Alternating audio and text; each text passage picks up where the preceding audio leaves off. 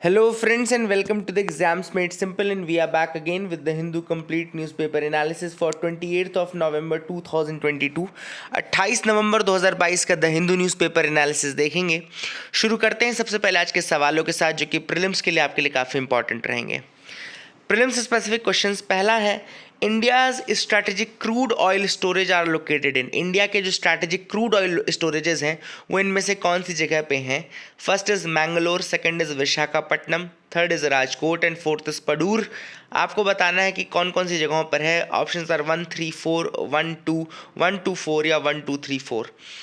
तो इसका correct answer मैं आपको बताता हूँ। जो इंडिया की क्रूड ऑयल स्टोरेजेस हैं वो एक तो आपका मैंगलोर में है, एक विशाखापट्टनम में है और दो आपके कर्नाटका में है, जिसमें से पडूर भी एक जगह है। ठीक है ना। तो राजकोट में नहीं है, कर्नाटका में ही दो हैं, विशाखापट्टनम में एक है और एक मैंगलोर में है। तो आंसर रहेगा कि आपका 1, 2 और आपका 4। तो पडूर है, मैंगलोर है, विशाखापट्टनम है। 1 to 4 will be the correct answer for this question. I hope आपने अटेम्प्ट किया होगा। अगर आपने अटेम्प्ट किया है तो मुझे बताइएगा कि आपने कितने सवाल सही किए। यहाँ पे दूसरा सवाल है, Changthang wild life sanctuary is located in. Changthang wild life sanctuary कहाँ पर है? यहाँ पर options are A Ladakh, B Uttar Pradesh, C Karnataka या D Himachal Pradesh. The correct answer for this will be Ladakh. A Ladakh will be the correct answer for this. I hope आपने attempt किया होगा। मुझे बताइएगा लास्ट में कितने आपने सही किए। तीसरा सवाल है, द टर्म ग्रीन वॉशिंग। बहुत ही प्यारा सवाल है। ग्रीन वॉशिंग का मतलब क्या होता है? न्यूज़ में भी था रिसेंटली। तो options are excess rain causing damage to crops, B production of environment friendly fertilisers, C producing power from clean energy या D showing a false image of the products being environmental friendly. आपको बताना है कि green washing क्या है। The correct answer for this will be D. क्या होता है कि जब हम इसको लिख लो, अपने नोट्स में ऐड कर लो।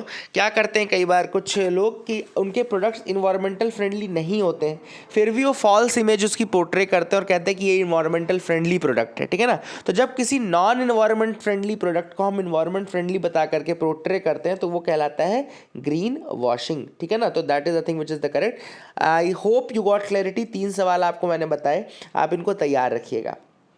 आगे मूव करते हैं, फ्रंट पेज की पहली खबर में आते हैं, चाइनाज एंटी लॉकडाउन प्रोटेस्ट। अब चाइना में अभी भी लॉकडाउन के खिलाफ प्रोटेस्ट चल रहे हैं। अभी हुआ ये था, एक्चुअली रिसेंटली एक जगह आग लग गई चाइना में और लॉकडाउन के कारण वहाँ पे जो आग बुझाने की फैसिलिटीज़ हैं सही से पहुँच नहीं पाई, जो कि एक इमीडिएट इफेक्ट के रूप में काम किया। कई बार होता है ना, इमीडिएट कॉज हम लिखते हैं किसी चीज़ का क्या है, तो ये एक्चुअली इसके जो एंटी लॉकडाउन प्रोटेस्ट उनका एक इमीडिएट इम्पैक्ट भी आप बोल सकते हैं। हालांकि बहुत पहले से ये चल रहा था। वहाँ के सिटीजन्स जो है वो कह रहे हैं कि we need now democracy, rule of law, freedom of expression. This is what the students are chanting. सिंघुआ यूनिवर्सिटी है, सिंघुआ यूनिवर्सिटी, जहाँ पर ये चाइनीज़ जो स्टूडेंट्स हैं they are demanding the democracy, demanding rule of law, freedom of expression. ठीक है ना। तो टियानमेन स्क्वायर जैसा कुछ ना हो दोबारा। आई होप चाइना में दोबारा कुछ टियानमेन स्क्वायर जैसा नहीं होगा। 1989-90 के आसपास वहाँ पे एक बार आपको अगर आप पढ़ें तो टियानमेन स्क्वायर में भी स्टूडेंट्स ने प्रोटेस्ट किया था, बट बहुत ही वायलेंटली उसको क्रश किया गया था चाइना की गवर्नमेंट के द्वारा। तो फिर से वहाँ पे कुछ शिंगुआ यूनिवर्सिटी के बच्चे ऐसे ही कुछ डिमांड कर रहे हैं। एंड चाइना में कोविड के केसेस भी बढ़ते जा रहे हैं। वहाँ लॉकडाउन लगाने के कारण बहुत सारी और समस्याएं आ रही हैं। अब लोग जो है उसका अपोज कर रहे हैं। तो अब देखते हैं किस तरीके से ये चीज़ें सॉर्ट आउट होंगी। बट आपको स्टेटस मैंने ओवरऑल चाइना का भी बता दिया, what is the status going on.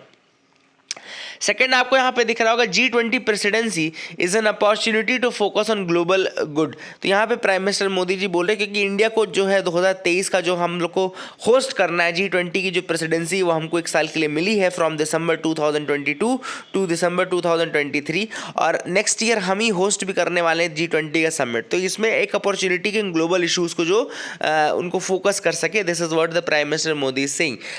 अब आपको पता होना चाहिए कि G20 में जो इकोनॉमीज़ हैं लगभग 80% ऑफ द वर्ल्ड जीडीपी, याद रखिएगा 80% of the world GDP, 75% of the global trade and 60% of the population. ये तीनों पॉइंट आप लिख लीजिए। कैसे लिखेंगे आप? बस कुछ नहीं करिए, इस तरीके से एक G20 का बना लीजिए। एक ऐसा G20 लिखिए, this G20, and then 3 dashes निकाल करके लिखिए।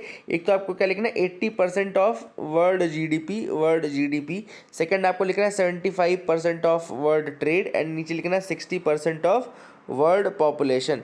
ठीक है ना। तो that is the thing which is important, you have to write it like this. ये तीनों पॉइंट आपकी कॉपी में होने चाहिए। यूपीएससी पूछता है ऐसे सवाल, ठीक है ना, कि द मेंबर्स ऑफ ये form nearly 2/3 of the world GDP, इस तरीके से कुछ भी एक स्टेटमेंट बना करके लिख सकता है। फिर इसके मेंबर्स की एक बार फिर से मैं आपको लिस्ट बता दूं। अर्जेंटीना, ऑस्ट्रेलिया, ये ए से है, बी से ब्राज़ील, सी से कनाडा चाइना, एफ से फ्रांस, जी से जर्मनी, आई से इंडिया, इंडोनेशिया, इटली, जे से जापान, के से रिपब्लिक ऑफ कोरिया, एम से फिर मेक्सिको, आर से रशिया, एस से Saudi Arabia, south Africa, T से टर्की, यू से United kingdom, United states and last European union. तो यहाँ पे सबसे अधिक अगर आपको नाम दिख रहे हैं तो आई से दिख रहे होंगे, इंडिया, इंडोनेशिया, इटली। अभी प्रेजेंटली इंडोनेशिया चेयर है, फिर अगले बार इंडिया होगा, फिर ब्राज़ील भी होगा इसके बाद, ठीक है ना। तो यहाँ पे इंडिया, इंडोनेशिया, इटली ये आई से हैं। फिर आपको सी से भी 2 दिख रहे होंगे, कनाडा चाइना, ए से 2 दिख रहे होंगे, ऑस्ट्रेलिया, अर्जेंटीना, और इसके अलावा एस से 2 दिख रहे होंगे, Saudi Arabia and south Africa, है ना, ये आपको दिख रहा है ना। यू से 2 दिख रहे होंगे, यूनाइटेड किंगडम, यूनाइटेड स्टेट्स। ऐसे ही आप याद रख सकते हैं इनके मेंबर्स को। एक लास्ट यूरोपियन यूनियन बस और याद रखेगा। तो that is the thing which is important, I hope you will remember this. Then Vokkaliga set January 23 deadline for raise in quota. अब वोका लिगा कम्युनिटी जो है, that is a community in the मतलब stronghold of Karnataka region. Karnataka की one of the dominant communities में आती है वोका लिगा। वैसे 16% वहाँ के लोगों की पॉपुलेशन है। तो अब जो लीडर्स हैं डोमिनेंट वोका लिगा कम्युनिटी के, they have decided to give state till January 22, 22 जनवरी तक का समय दिया उन्होंने लीडर्स को, और कहा है कि हमारा जो रिजर्वेशन है वो अब 4% से बढ़ा करके 12% कर दो। Increase our reservation, in enhance our reservation from 4% to 12%। This is what the Vokkaliga community is demanding, ठीक है ना। अगर प्रेजेंट में हम बात करें तो लगभग 20 सबसेक्ट है वोकालिगा कम्युनिटी के, which come under the OBC category 3A। OBC की भी अलग अलग कैटेगरी हैं, 3A है, 2A कैटेगरी है, अलग अलग कैटेगरीज हैं। तो अभी जो 20 सबसेक्ट हैं वोकालिगा कम्युनिटी के, they come under the OBC category of 3A and 4% reservation Karnataka में इनको मिलता है। Apparently 115 subsects of Vocaliga are not and not all of them have been brought under the OBC tag। तो 115 वैसे सबसेक्ट हैं आप अगर देखें वोकालिगा के, बट सबको OBC टैग में नहीं रखा गया है। The community account for 16% of the states population. 16% state की पॉपुलेशन कैरी करते हैं। वोकालिगास का मतलब जो होता है वो वोकालिगार या वोकालिगा ये भी कहा जाता है इसको, और it's a group of closely related castes from a Indian state of Karnataka. They are also present in the neighboring states of Tamil Nadu. They are also present in the neighboring states of Tamil Nadu. तो ये भी आप चीज़ें याद रखिएगा। These are the things which are very important. I hope you will remember them. ये आप ज़रूर याद रखिएगा, ठीक है ना। एंड इन्होंने डिमांड की है, Vokkaligas are demanding for increase of their reservation from 4% to 12%। इसके अलावा एक और कम्युनिटी आपको पता होगा, लिंगायत या फिर वीर शैवाज जिनको हम बोलते हैं, जो कि बसवन्ना या बसावा के फॉलोअर्स हैं। शैवाइट्स हैं वैसे ये, but they don't consider them Shaivite, they consider them Lingayat. लेकिन शिव के ही लिंग की पूजा होती है, इसलिए जो एक्चुअली जो पूजा होती है वो लिंग की होती है। तो that is the thing which is there. And इसके अलावा मैंने आपको और बताया था वीर शैवा लिंगायत का एक इंपॉर्टेंट फैक्ट बताया था, जिसमें कहा था कि ये जो वीर शैवाज होते हैं, ये लिंगायत जो होते हैं, तो लिंगायत्स क्या है, उनके में एक फ़िलॉसफी ये चलती है कि उनको वो रीबर्थ पे भरोसा नहीं रखते हैं। उनका ये कहना है कि जैसे आपकी डेथ होती है, you get merged with the Lord Shiva, and इस कारण से आपको बर्थ लेने की ज़रूरत नहीं है। तो ये लिंगायत्स की फ़िलॉसफी में, वीर शैवाज की फ़िलॉसफी में एक पॉइंट है जो आप याद रखेगा। क्वेश्चन आया हुआ है यूपीएससी में इसके ऊपर, तो दोबारा पूछा जा सकता है। अगली न्यूज़ है, Egyptian president Sisi to be the chief guest at Republic Day celebrations. तो बहुत ही सिंपल सी न्यूज़ है, Egyptian president Abdul Fattah el Sisi जो रहेंगे वो चीफ गेस्ट रहेंगे रिपब्लिक डे सेलिब्रेशंस के।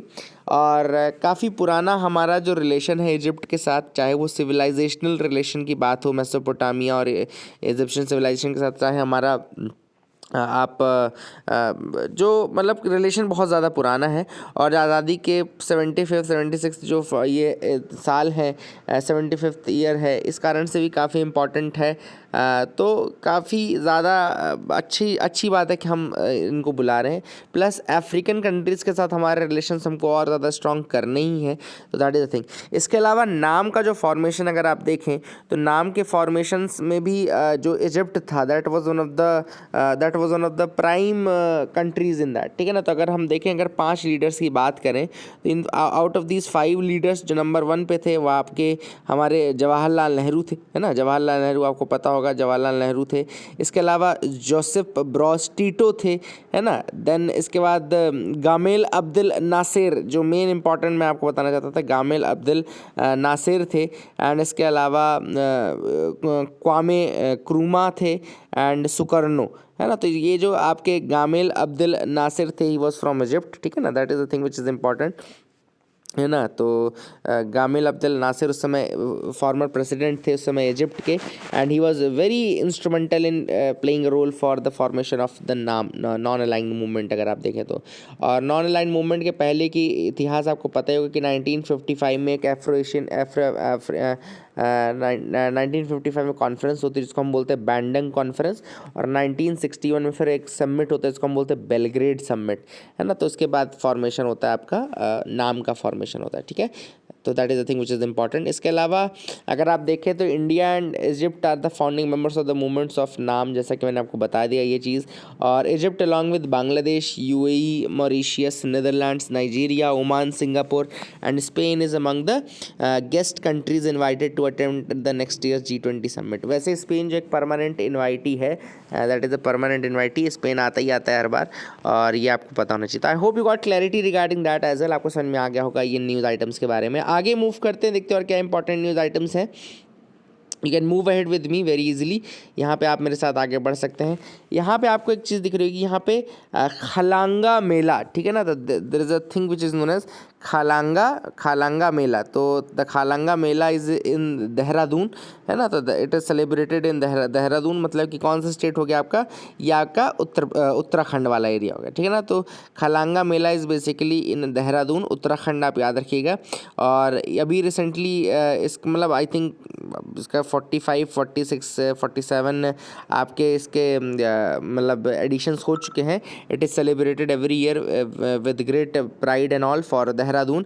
एंड खलांगा वॉर मेमोरियल भी है, याद रखिएगा। There is a Khalanga war memorial also in Dehradun which is dedicated to the memory of Gorkha soldiers who fought the British in 1814 in battle of Nala Pani. आप लोग लिख लीजिएगा, ये चीज़ काफ़ी इंपॉर्टेंट फैक्ट मैं आपको बता रहा हूँ।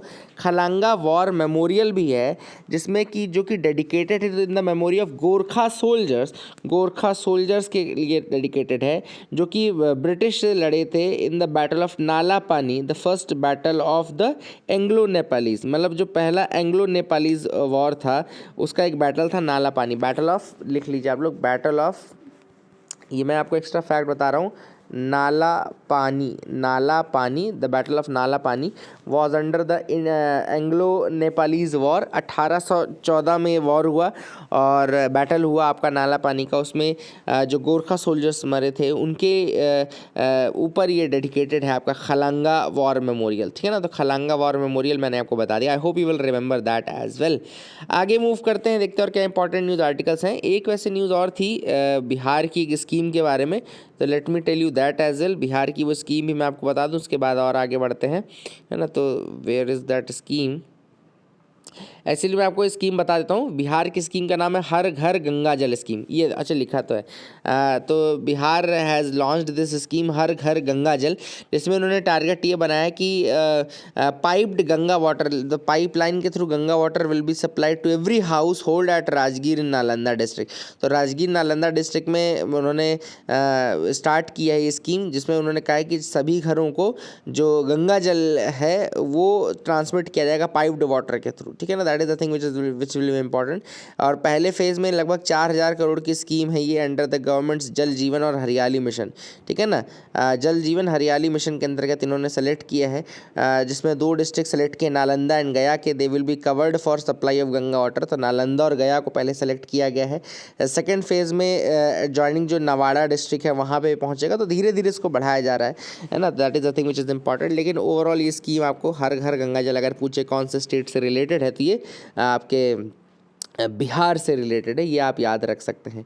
आई hope you will remember these facts.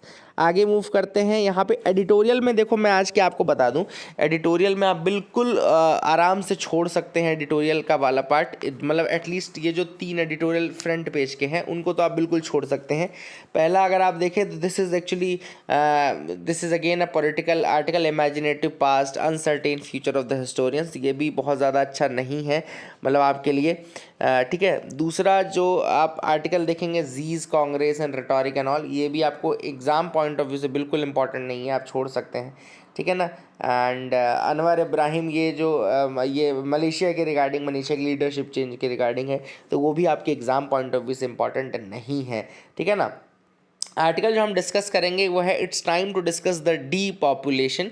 अभी आर्टिकल क्यों लिखा गया मैं एक एक करके आपको बताऊंगा। अभी रिसेंटली आपने देखा होगा कि इंडिया की जो पॉपुलेशन है वो भी डिक्लाइन की ओर है। अभी रिसेंटली मैंने एक आर्टिकल आपको बताया था कि हमारे यहाँ जो टोटल फर्टिलिटी रेट है वो रिप्लेसमेंट लेवल के नियर अबाउट आ चुका है, और कई स्टेट्स में तो रिप्लेसमेंट लेवल से नीचे हमारा टोटल फर्टिलिटी रेट जा चुका है। तो this is a symbol of D population है। डी पॉपुलेशन मतलब डिक्लाइनिंग पॉपुलेशन। ऑब्वियस सी बात है, डिक्लाइनिंग पॉपुलेशन के ट्रेंड में हमको देखने को मिले हैं। चाइना में भी हमको देखने को मिला कि डिक्लाइनिंग पॉपुलेशन शुरू हो चुकी है। लेकिन इंडिया की पॉपुलेशन जो डिक्लाइन करेगी एक्चुअली में, अभी हमारी पॉपुलेशन ग्रोथ कम हो रही है। Now India's population will start declining in 2063, जो एस्टिमेट्स है यूनाइटेड नेशंस के, उसके अकॉर्डिंग हमारी जो पॉपुलेशन डिक्लाइन शुरू होगी वो 2063 से शुरू होगी, है ना। और तब तक हम वर्ल्ड के सबसे टॉप मोस्ट पॉपुलेटेड कंट्रीज़ में रहेंगे, है ना। और द वर्ल्ड पॉपुलेशन जो है इट विल ग्रो अंटिल 2086। कुछ अफ्रीकन कंट्रीज़ हैं जो 2086 तक इनकी पॉपुलेशन ग्रो करेगी। एंड चाइना की population has begun to decline, and ये सारे एस्टिमेट्स ऑलरेडी आ चुके हैं यूएन के द्वारा, ठीक है ना। अब यहाँ पे ऑथर ने जो बात बोली है, देखो अलग अलग प्रकार की बातें हैं। सबसे पहली बात तो ये है कि हमको पॉपुलेशन अगर बढ़ रही है घट रही है, लेकिन हर टाइम पे एक दो चीज़ें कुछ दिमाग में रखनी है। वो कौन सी चीज़ें हैं कि सबसे पहले जो वुमेन है, women should be treated equally. Women का जो राइट्स है उनको मिलना चाहिए, चाहे वुमेन का हाउस होल्ड राइट हो, चाहे उनका इकोनॉमिक राइट्स हो, वो सारे उनको मिलें और इकोनॉमिक इंडिपेंडेंस उनको प्रदान की जाए। क्योंकि फ्यूचर में जब डीपॉपुलेशन होगा और जब वर्किंग एज पॉपुलेशन घटेगी और आपके ओल्ड एज की पॉपुलेशन बढ़ेगी, ऐसे में अगर वुमेन बहुत ज़्यादा डिपेंडेंट है मेल्स पे, तो काफ़ी ज़्यादा उनकी फिर हालत ख़राब हो जाती है। तो इस कारण से उनको इकोनॉमिक फ्रीडम और क्या जो फाइनेंशियल इंडिपेंडेंस की बात है वो उनको ज़रूर प्रोवाइड करनी चाहिए। तो क्या यहाँ पे पॉइंट्स ऑथर ने बोले कि एक तो इक्विटेबल शेयरिंग हाउस वर्क की रहे, equitable sharing of house work, पहला point. Second, access to subsidised child care which will allow the women to have a career as well, and a lowered barrier to immigration to enable entry of working age population। हमको एक और चीज़ दिमाग में रखनी है कि future में जब डीपॉपुलेशन होगा तो वर्किंग एज पॉपुलेशन कम होने लगेगी। तो ऐसे में हमको इमिग्रेशन के प्रॉपर ऐसे रूल्स बनाने ताकि ईजी रहे इमिग्रेशन और वर्किंग एज पॉपुलेशन हमारे पास हमेशा बनी रहे, ताकि वर्किंग एज पॉपुलेशन के लोगों का इमिग्रेशन बना रहे, ठीक है ना। तो these are the things which are important. And women के लिए ऑब्वियस सी बात है इक्वालिटी और इकोनॉमिक इंडिपेंडेंस, और इकोनॉमिक इंडिपेंडेंस, फिनेंशियल इंडिपेंडेंस बहुत ज़्यादा ज़रूरी है। जो रेट ऑफ फर्टिलिटी है वो फास्ट फॉलिंग हो रहा है, फास्ट गिरता जा रहा है, और रिप्लेसमेंट लेवल से भी कम कुछ स्टेट्स में आ चुका है, मैंने आपको ऑलरेडी बताया हुआ है। और रिप्लेसमेंट लेवल क्या होता है? रिप्लेसमेंट लेवल मतलब कि वो लेवल जिसमें कि करंट पॉपुलेशन को एग्जैक्टली रिप्लेस कर देगी जो नेक्स्ट जनरेशन है। मतलब ऐसा फर्टिलिटी रेट आपको ऑलरेडी पता होगा कि एक वुमेन अपने रिप्रोडक्टिव एज में कितने टोटल बच्चे पैदा कर सकती है, वो उसका फर्टिलिटी रेट कहलाता है। मतलब ठीक है ना, that is I think total fertility rate बोलते हैं इसको। अब ऐसे में टोटल फर्टिलिटी रेट जो रिप्लेसमेंट लेवल रेट आता है वो आता है 2.1 के आसपास। रिप्लेसमेंट लेवल रेट कितना है पॉपुलेशन का? 2.1 है इंडिया के लिए, ठीक है ना। अब कई स्टेट्स में ये जो हमारा टोटल फर्टिलिटी रेट है वो 2.1 से भी कम हो चुका है। एंड कई लोग इसको डायरेक्ट रीज़न मानते हैं किस चीज़ का? This people are considering that जो वुमेन की राइजिंग इनकम है, वुमेन का जो एक्सेस टू हेल्थ है, एंड वुमेन का जो एजुकेशन है, दीज आर द रीजंस कि लोग इतना समझदार हुए हैं कि उनको कितने क्या करने हैं। अब ऐसे में ऑथर ने एक और चीज़ बताई कि कई कम्युनिटीज़ ऐसी भी हैं जो हो सकता है जहाँ पे ये काफ़ी ज़्यादा हो, है ना। स्पेशली जैसे कि कई आपको कम्युनिटीज़ दिखेंगी ऐसी सोसाइटी में जिनके यहाँ पॉपुलेशन रेट काफ़ी ज़्यादा है। तो ऑथर ने कहा कि हाँ, उनके अगेंस्ट भी आपको स्टिग्मा नहीं क्रिएट करना है कि हाँ ऐसा है वैसा है, लेकिन this community should also think that कि हाँ जब आपको फैमिली प्लानिंग और पॉपुलेशन को अपने सर्ज नहीं होने देना, बहुत ज़्यादा इंक्रीज़ नहीं करना है ना। इस तरीके से कई आपने कम्युनिटीज़ में देखा होगा कि 8 बच्चे हैं, 10 बच्चे हैं, है ना। तो वो सारी चीज़ें ऑथर ने कही कि हाँ उनके खिलाफ आप स्टिग्मा मत करो, लेकिन उन कम्युनिटीज़ का भी ये रिस्पॉन्सिबिलिटी बनता है कि हाँ वहाँ की भी महिलाओं को इक्वल राइट्स आप प्रोवाइड करो, वहाँ की महिलाओं को भी आप एजुकेशन प्रोवाइड करो, और एटलीस्ट उनको इतनी समझदारी दो कि इतना ज़्यादा जो ये चीज़ें ना केवल उनके फैमिली के लिए सही नहीं है बल्कि हेल्थ के लिए और हेल्थ ऑफ द नेशन के लिए सही नहीं है। ठीक है ना, सबसे इंपॉर्टेंट बात। अब यहाँ पे ऑथर ने कहा कि क्या हमको अर्जेंटली करना चाहिए, अगर मतलब क्या क्या चीज़ हमको देखनी चाहिए। तो ऑब्वियस सी बात है, देखो यहाँ पे ऑथर ने वही वाले पॉइंट्स बताए कि देखो जब डीपॉपुलेशन होगा, आप लोग इसके अगर इफेक्ट देखें तो आपको समझ में आएगा। डीपॉपुलेशन जब होगा तो धीरे धीरे क्या होगा कि वर्किंग एज पॉपुलेशन घटने लगेगी, और आपके यहाँ मेडिकल फैसिलिटीज़ चूँकि बढ़ चुकी हैं, तो मेडिकल फैसिलिटीज़ बढ़ेंगी तो जो आपके ओल्ड एज पॉपुलेशन है वो भी लंबा जिएगी, उसकी पॉपुलेशन बढ़ती रहेगी। तो मतलब बहुत कम वर्किंग एज पॉपुलेशन जो रहेगी वो बहुत ज़्यादा ओल्ड एज पॉपुलेशन और लो एज चाइल्ड्स को सपोर्ट कर रही होगी। ठीक है ना, तो वर्किंग एज पॉपुलेशन कम रहेगी और वो बहुत ज़्यादा ओल्ड एज पॉपुलेशन को सपोर्ट कर रही होगी। तो ऐसे में बहुत इंपॉर्टेंट है कि जो ओल्ड एज में लोग हैं, स्पेशली जो महिलाएं हैं, उनके पास फिनेंशियल फ्रीडम रहे, उनके पास आपके इकोनॉमिक फ्रीडम रहे, तब जा कर के वो सर्वाइव कर पाएंगे, अदरवाइज़ बड़ा डिफिकल्ट हो जाएगा उनके लिए सर्वाइव कर पाना। ठीक है ना। इसके अलावा ऑथर ने यहाँ पे और कुछ बातें बोली हैं, जैसे कि अगर आप मतलब दूसरी कंट्रीज से आप सीखें कि क्या क्या किया गया। जैसे बहुत सारी यूरोपियन कंट्रीज है जहाँ पे इस तरीके से निगेटिव पॉपुलेशन ग्रोथ है, मतलब कि पॉपुलेशन डिक्लाइन है उनके यहाँ, तो आप उन कंट्रीज से भी एग्जाम्पल ले सकते हो, उनसे हेल्प ले सकते हो। ठीक है ना। एंड जो हमारी कई कंट्रीज में प्रॉब्लम आई देखे कि वर्कफोर्स की ही कमी हो गई, वर्कफोर्स का डिक्लाइन हो गया। अब आपको पता है कि ह्यूमन रिसोर्स जो है वो सबसे बड़ा रिसोर्स है। ह्यूमन रिसोर्स इतना बड़ा रिसोर्स है कि वही बाकी रिसोर्सेज को यूज़ करता है। ठीक है, तो ये वर्किंग जो पॉपुलेशन है वो डिक्रीज ना हो, इस कारण से क्या करना है आपको सिंपल सी बात है, आपको इमिग्रेशन के लॉज को बड़ा प्रॉपर रखना पड़ेगा ताकि आपके यहाँ वर्किंग पॉपुलेशन के लोग मिलते रहें। ठीक है ना, these are the things which are there. And elderly people के लिए आपको देखना पड़ेगा कि क्या आप प्रोविज़न कर सकते हो, क्या वेंचर्स बना सकते हो, एंटरप्रेन्योरशिप के क्या वेंचर्स बना सकते हो, किस तरीके से आप फीमेल को और ज़्यादा इकोनॉमिक इंडिपेंडेंस प्रोवाइड कर सकते हो। ये सारी चीज़ें आपको सोचने की ज़रूरत है। इसके अलावा कुछ और चैलेंजेस रहेंगे, जैसे कि यहाँ ऑथर ने कहा कि जो नॉर्थ एंड साउथ स्टेट्स हैं उनमें बड़ा ज़्यादा एक वो हो जाएगा, क्योंकि जो आपके सदर्न स्टेट्स हैं वहाँ पे पॉपुलेशन बहुत जल्दी डिक्लाइन कर रही है और नदर्न स्टेट्स में वहीं पे पॉपुलेशन बढ़ रही है। तो जो पॉपुलेशन है वो स्क्यूड रहेगी टुवर्ड्स द नदर्न स्टेट्स। तो एक इम्पॉर्टेंट है कि जो वर्किंग पॉपुलेशन भी आपको ज़्यादा मिलेगी वो नदर्न स्टेट्स में मिलेगी, और तो कहीं ऐसा ना हो कि सदर्न स्टेट्स को इससे नुकसान होने लगे। तो एक तो ये बहुत बड़ा चैलेंज है। और जैसे वैसे तो पॉपुलेशन कंट्रोल करना और फैमिली प्लानिंग करना आप अच्छा मानते हैं, लेकिन ये नदर्न स्टेट्स ने तो किया नहीं ज़्यादा, सदर्न स्टेट्स ने बहुत किया। तो ऐसा ना हो कि फ्यूचर में उनको उसका नेगेटिव इम्पैक्ट भुगतना पड़ जाए। दूसरा इन्होंने कहा है कि the stark difference between the northern and southern states in terms of basic literacy as well as enrolment in higher education including technical fields will mean that workers from the southern states are not automatically replaceable. तो यहाँ पे इन्होंने ये कहा कि देखो अब एक तो क्या होगा कि वर्कर्स ज़्यादा कहाँ रहेंगे, नदर्न स्टेट्स में, और सदर्न स्टेट्स में कम रहेंगे।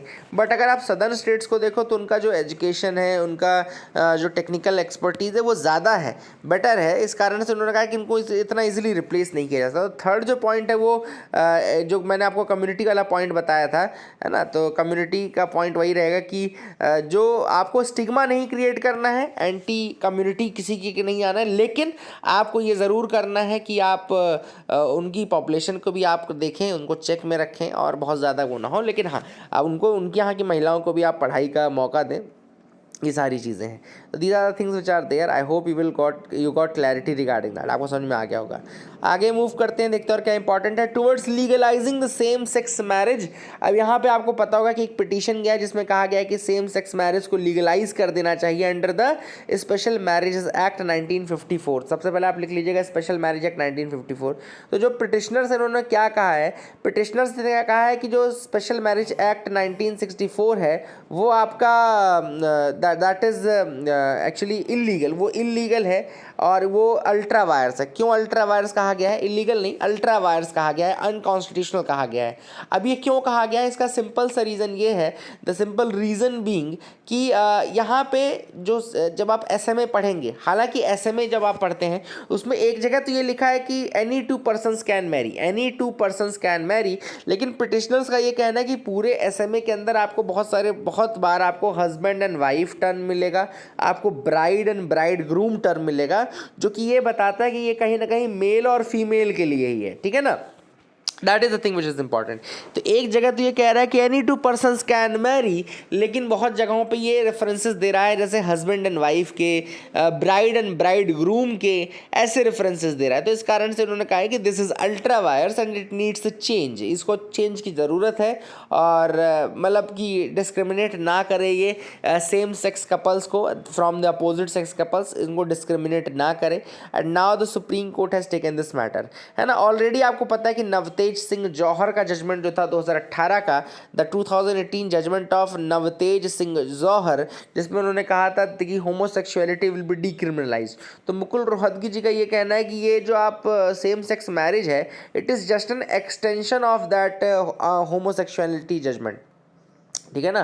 तो उनका ये कहना है कि ये तो केवल एक्सटेंशन ही है उस होमोसेक्सुअलिटी के जजमेंट का, और पुट्टस्वामी जो जजमेंट 2017 का, तो उनका एक्सटेंशन है, इसको अलग से मत लो, आप ये प्रोवाइड कर दो, ठीक है ना। And this is the thing which is important. मैंने आपको ऑलरेडी बताया है कि वैसे तो जो आप 1954 पढ़ेंगे उसमें लिखा है कि ये आपका any two persons can marry, लेकिन उसमें बहुत ज़्यादा बाहर के टर्म्स हैं, हस्बैंड वाइफ, ब्राइड, सेक्शन जो 4C है, जैसे यहाँ लिखा है सेक्शन 4C जो है उसमें male female, husband wife, bride bride groom के जो हैं वो दिखाते हैं कि एक मेल होता है एक फीमेल होता है, ठीक है। तो इसीलिए उनका ये कहना, मुकुल रोहतगी ने एक और पॉइंट उठाया कि ये जो एक्ट है वो जेंडर न्यूट्रल नहीं है, उसको जेंडर न्यूट्रल करने की ज़रूरत है। That is the thing which is important, ठीक है। तो ये यहाँ पे काफ़ी इंपॉर्टेंट चीज़ है जो कि मैंने आपको बताई है, और एसएमए के अंतर्गत इसको देखना है कि किस तरीके से सुप्रीम कोर्ट इसको एकोमोडेट करती है और किस तरीके से उसको कोडिफाई करती है, ठीक है ना। याद रखिएगा कुछ बेसिक फैक्ट्स आपको बता दो कि लगभग टोटल 32 ऐसी कंट्रीज़ हैं वर्ल्ड में जिन्होंने लीगलाइज किया है सेम सेक्स मैरिज को, और सेम सेक्स मैरिज को लीगलाइज करने वाली जो पहली कंट्री थी वो थी Netherland. Netherland was the first country in 2001 to legalise the same sex marriage by amending one line in civil marriage law. उसने भी अपने सिविल मैरिज लॉ में एक लाइन अमेंड की थी, और 2001 में बनी थी पहली कंट्री जिसने की लीगलाइज की थी सेम सेक्स मैरिज को, ठीक है ना। In some countries the decriminalisation of homosexuality was not followed for years by recognition of same sex marriage. मतलब कई कंट्रीज ऐसी भी हैं जहाँ पे डीक्रिमिनलाइज तो हो गई होमोसेक्सुअलिटी, लेकिन मैरिज अलाउ नहीं की गई थी। जैसे कि यूएस में पहले 2003 में डीक्रिमिनलाइज कर दिया गया था, फिर 2015 में शादी करने की परमिशन दी, मतलब 12 साल के बाद। इंडिया में हो सकता है अभी दे दिया जाए, देखते क्या है।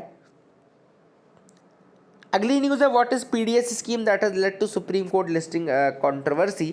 अब यहाँ पे आपको एनएएन स्कैम बोलते हैं, तो याद रखिएगा पहले तो ये एनएएन स्कैम, एनएएन का फुल फॉर्म क्या है? नागरिक आपूर्ति निगम, नागरिक आपूर्ति निगम, याद रखिएगा। दिस स्कैम इज नागरिक आपूर्ति निगम स्कैम, और ये कहाँ का स्कैम है? ये गवर्नमेंट ऑफ छत्तीसगढ़ का स्कैम है, याद रखिएगा। This is scam of the government of Chhattisgarh. NAN is a Chhattisgarh nodal agency for procuring and distributing food grains under the PDS. तो एनएएन नागरिक आपूर्ति निगम जो है ये एक नोडल एजेंसी थी छत्तीसगढ़ में for procuring and distributing the food grains under the PDS system, ठीक है ना। तो फूड ग्रेन्स को पीडीएस सिस्टम में डिस्ट्रीब्यूट करने की ये नोडल एजेंसी थी, एंड नागरिक आपूर्ति निगम। उस समय चीफ मिनिस्टर थे बीजेपी के leader Raman Singh was in power, and the opposition alleged that the government was distributing substandard quality grains under the PDS। तो गवर्नमेंट ने ये अलेज किया है कि जो उस समय की गवर्नमेंट थी, रमन सिंह बीजेपी के लीडर थे, उस समय सब स्टैंडर्ड क्वालिटी के ग्रेन्स जो थे वो ट्रांसफ़र किए जाते थे लोगों को पीडीएस स्कीम के माध्यम से, ठीक है ना। तो स्टेट के एंटी करप्शन ब्यूरो ने प्रोब लॉन्च की इस मैटर में, नागरिक आपूर्ति निगम के ऑफिसर्स में रेड भी की है इसके अलावा, है ना। तो these things have already happened. उन्होंने काफ़ी कैश भी जब्त किया है। इसके अलावा फूड ग्रेन की क्वालिटी भी उन्होंने देखी, वो भी सही नहीं थी। 2 IAS ऑफिसर्स को भी केस में इंक्लूड किया गया है एक्यूज के रूप में। ये सारी चीज़ें ऑलरेडी हो चुकी हैं, ठीक है ना। अब ईडी जो है उसने भी एक मनी लॉन्ड्रिंग का प्रोब स्टार्ट किया केस में। Now they are saying that कि गवर्नमेंट जो है अभी वहाँ पे इतने अच्छे से कोऑपरेट नहीं कर रही है। For that reason they want the case to transfer to the CBI को ट्रांसफ़र करना चाहते हैं। तो all these things are happening, but Nagrik Apurti निगम और ये स्कैम याद रखेगा, पीडीएस स्कैम है ये छत्तीसगढ़ का। अगली न्यूज़ है what is bluebugging and how is it use to hack the Bluetooth enabled devices.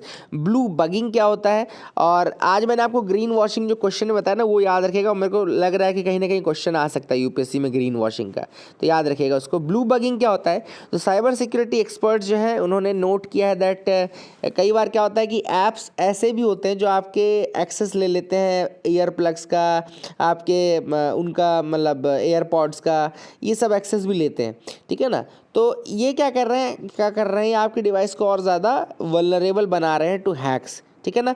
बहुत सारे सिक्योर स्मार्टफोन जैसे कि आईफोन को लोग सिक्योर मानते हैं, ये भी वल्नरेबल है ऐसे अटैक्स के लिए। तो ऐसा कोई भी ऐप जो कि आपके ब्लूटूथ को एक्सेस देता है टू रिकॉर्ड द यूज़र्स, मतलब कि आपके माइक का, आपके एयरपॉड का अगर आपने एक्सेस दे दिया तो वो आपकी बातें रिकॉर्ड भी कर सकता है ना। तो ये सारी चीज़ें हो सकती हैं। तो that is the thing which is there कि यहाँ पे अगर आपने एक्सेस दे दिया तो दीज थिंग्स कैन हैपन, ठीक है। अब यहाँ पे ऑथर ने कहा है कि एक प्रोसेस होती है ब्लू बगिंग की। By the process of bluebugging a hacker can gain unauthorised access to these apps and devices and control them as per their wish. तो याद रखिएगा ब्लू बगिंग की प्रोसेस के थ्रू एक hacker जो है वो अनऑथराइज्ड एक्सेस ले लेता है आपके ऐप्स की, आपके डिवाइसेस की, एंड कंट्रोल करता है as per their wish. Blue bugging है क्या? It is a form of hacking that lets the attackers access a device through its discoverable Bluetooth connection. तो ब्लू बगिंग कुछ नहीं है, हैकिंग है एक तरीके से। It is a form of hacking जिसमें अटैकर क्या करता है, डिवाइस को उसके डिस्कवरेबल ब्लूटूथ कनेक्शन से हैक करता है। एक बार अगर उसको डिवाइस को उस वन से डिवाइस और the phone is blue bugged, तो हैकर उसके बाद वो लिसन कर सकता है, कॉल सुन सकता है, रीड कर सकता है, सेंड कर सकता है मैसेजेस को, और steel and modify the contact information all. तो ये सारी चीज़ें की जा सकती हैं, ठीक है ना। तो these are the things which are important. ये टेक्निक्स हैं ब्लू बगिंग की। I hope you got clarity regarding that. अगर आपको इसको बचाना है अपने आप को, तो आप जैसे एक तो ब्लूटूथ को आपको डिस्कवरेबल मोड में रखना है, ब्लूटूथ को बंद रखना है जब आप उसको यूज़ ना कर रहे हो, किसी भी अननोन डिवाइस को एक्सेस ना प्रदान करें, है ना, आप कैसे कभी ना करें। देन वीपीएन का यूज़ आप कर सकते हैं जैसे, है ना। तो ये सारी चीज़ें आप कर सकते हैं। और एंटीवायरस सॉफ्टवेयर्स जो होते हैं उनको आप यूज़ करें, एंटीवायरस सॉफ्टवेयर्स का यूज़ मोबाइल में भी किया करें। All this things are there which are already present, इनका आप यूज़ कर सकते हैं। India Australia war games to begin today. India and Australia ने अपनी जो एक्सरसाइज इसको स्टार्ट किया है, डिफेंस एक्सरसाइज को, इसका नाम है ऑस्ट्रा हिंद। तो ऑस्ट्रा हिंद किस एक्सरसाइज है? ऑस्ट्रेलिया के साथ है। अच्छा, ऑस्ट्रेलिया में इस बार वर्ल्ड कप भी हुआ था, वैसे कतर में भी हो रहा है वर्ल्ड कप फीफा का, और ऑस्ट्रेलिया में हुआ था क्रिकेट का, है ना, 2020 का। दोनों ही आपको मैप पॉइंट ऑफ व्यू से इंपॉर्टेंट रहेंगे। मैं आपको एक बार ऑस्ट्रेलिया का दिखा दूं। तो ऑस्ट्रेलिया में जो मैच हुए थे वो आपको याद होगा, कभी एडिलेड में होता था, कभी मेलबर्न में होता था, कभी पर्थ में होता था। तो याद रखिएगा जैसे इसमें ऐसे बड़ी बड़ी जो सिटीज़ हैं वो बिल्कुल अलग अलग पॉइंट्स पे हैं। तो ये ज़रूर आप याद रखिएगा कि अगर आप पर्थ की बात करेंगे तो बिल्कुल आपको वेस्टर्न साइड में मिलेगा, पर्थ आपको पूरा वेस्टर्न साइड में मिलेगा, डार्विन आपको पूरा नॉर्थ में मिलेगा, एडिलेड आपको साउथ में मिलेगा, देन आपको मेलबर्न भी साउथ में मिलेगा, और यहाँ पे ब्रिस्बेन आपको यहाँ पे पूरा ईस्ट में मिलेगा। पर्थ इधर है तो ब्रिस्बेन इधर है, पर्थ अगर इधर है तो मेलबर्न इधर है, एडिलेड थोड़ा सा ऊपर है यहाँ पे, और यहाँ पे मेलबर्न है, देन यहाँ पे सिडनी है और यहाँ पे कैनबरा है, ठीक है ना। These are the things which are important. फिर इसके अलावा फ्रेजर आइलैंड, आपको यहाँ पे फ्रेजर आइलैंड दिख रहा होगा। देन आपको यहाँ पे पैसिफिक सी, कोरल सी दिख रहा होगा। यहाँ पे ग्रेट बैरियर रीफ है जो क्वींसलैंड वाला एरिया ना, ये क्वींसलैंड है। तो मैं आपको बता रहा था ना क्वींसलैंड के इधर है, तो ये एक्चुअली आपका ईस्टर्न साइड में है। तो कल मैंने क्वेश्चन ही पूछा था कि किस साइड में ग्रेट बैरियर रीफ पड़ती है, तो ईस्टर्न साइड में पड़ती है। फिर आपको यहाँ पर डार्विन और इधर आपका केप टॉर्क केप फॉर्क पेनिनसुलास के बीच में आपको गल्फ ऑफ कारपेंटेरिया दिख रहा होगा, ठीक है ना। नीचे आपको ग्रेट ऑस्ट्रेलियन बाइट दिख रहा होगा, ठीक है। इसके अलावा यहाँ आपको बैस स्ट्रेट, BASS बास स्ट्रेट दिख रहा होगा। ठीक है, दैट इज तस्मान। उसके बीच में आपको बास स्ट्रेट दिख रहा होगा, तस्मान सी दिख रहा होगा। देन लास्ट में यहाँ पे आपको काफ़ी इंपॉर्टेंट है, इसके जो पार्ट्स हैं कौन कौन से हैं। एक आपको वेस्टर्न ऑस्ट्रेलिया दिख रहा होगा, this is the Western Australia, this is Northern Territory, this is Southern Territory, then this is Queensland and this is New South Wales and last this is Victoria. ठीक है, कौन कौन से पार्ट है, Western Australia, Northern Territory, Southern Territory, इसके अलावा Queensland, New South Wales and Victoria, these are the parts of Australia. And इसके अलावा मेलबर्न बिल्कुल विक्टोरिया वाले पार्ट में है, न्यू साउथ वेल्स में आपको कैनबरा, सिडनी ये दिख जाएगा, क्वींसलैंड वाले पोर्शन में आपको ब्रिस्बेन दिख जाएगा, देन नदर्न टेरिटरी में आपको यहाँ पे डार्विन दिख जाएगा, सदर्न टेरिटरी में आपको सदर्न ऑस्ट्रेलिया में आपको एडिलेड दिख जाएगा एंड वेस्टर्न ऑस्ट्रेलिया में आपको पर्थ दिख जाएगा। तो आई hope you got clarity regarding this map, आपको समझ में आ गया होगा, याद रखिएगा इसको। आगे मूव करते हैं, देखते हैं और क्या इंपॉर्टेंट न्यूज़ आर्टिकल्स हैं जिनके बारे में हमको डिस्कस करना है। You can move ahead with me, यहाँ पे आप मेरे साथ बिल्कुल बढ़ सकते हैं। ऐसा कुछ यहाँ पे तो ऐसी न्यूज़ नहीं है जो बहुत ज़्यादा डिस्कस करनी होगी हो। अभी देखो, ऑस्ट्रेलिया और मालदीव्स का ये कहना है कि उन्होंने कोई भी इंडियन ओशियन रीजन में चाइना का समिट होस्ट, मतलब चाइना के समिट को अटेंड नहीं किया। कल आपको मैंने एक न्यूज़ बताई थी जिसमें कहा था कि इंडियन ओशियन रीजन में एक चाइना ने समिट किया, जिसमें उन्होंने कहा है कि इंडिया को छोड़ करके सारी कंट्रीज़ आई थी। लेकिन अब ऑस्ट्रेलिया और मालदीव्स का ये कहना है कि हमने तो भैया कोई अटेंड नहीं किया, कौन से की बात आप कर रहे हैं। दैट इज़ द थिंग, वो चाइना का झूठ पकड़ा गया है ना। तो all this things are happening. So that is it for the day friends. I hope you like our video. Please do like, share, subscribe. Keep loving us, keep sharing us. Thank you and have a nice day.